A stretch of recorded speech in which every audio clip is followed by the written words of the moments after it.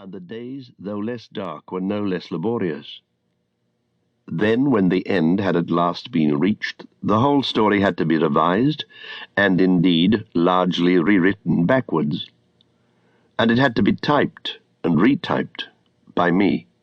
The cost of professional typing by the 10-fingered was beyond my means. The Lord of the Rings has been read by many people since it finally appeared in print, and I should like to say something here with reference to the many opinions or guesses that I have received or have read concerning the motives and meaning of the tale. The prime motive was the desire of a tale-teller to try his hand at a really long story that would hold the attention of readers, amuse them, delight them, and at times maybe excite them or deeply move them. As a guide, I had only my own feelings for what is appealing or moving, and for many the guide was inevitably often at fault.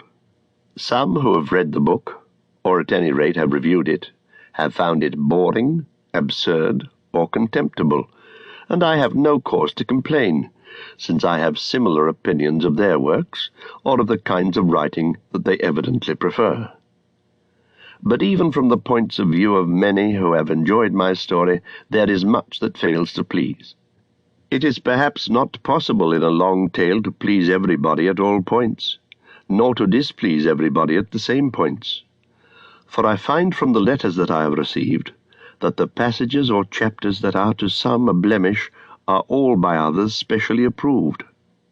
The most critical reader of all, myself, now finds many defects, minor and major, but being fortunately under no obligation either to review the book or to write it again, he will pass over these in silence, except one that has been noted by others: the book is too short.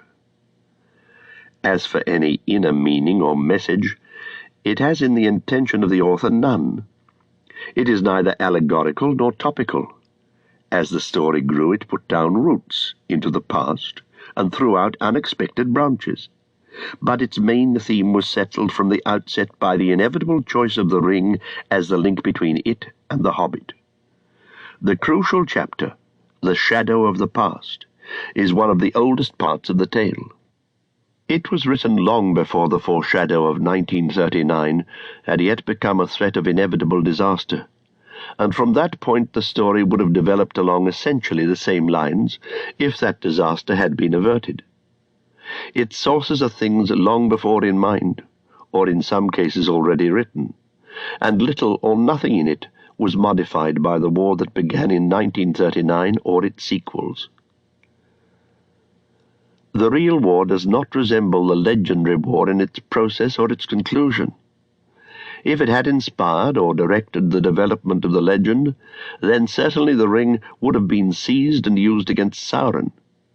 He would not have been annihilated but enslaved, and Barad-dûr would not have been destroyed but occupied.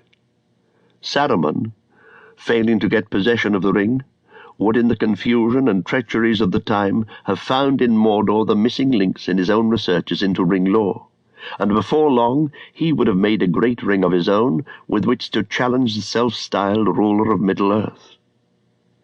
In that conflict both sides would have held hobbits in hatred and contempt. They would not long have survived, even as slaves.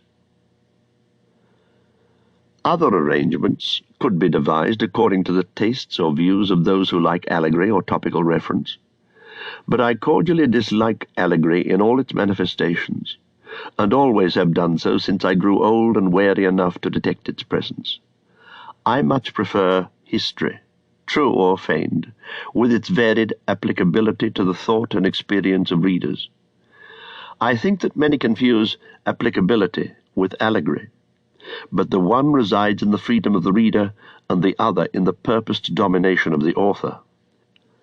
An author cannot, of course, remain wholly unaffected by his experience, but the ways in which a story germ uses the soil of experience are extremely complex, and attempts to define the process are at best guesses from evidence that is inadequate and ambiguous. It is also false, though naturally attractive, when the lives of an author and critic have overlapped, to suppose that the movements of thought or the events of times common to both were necessarily the most powerful.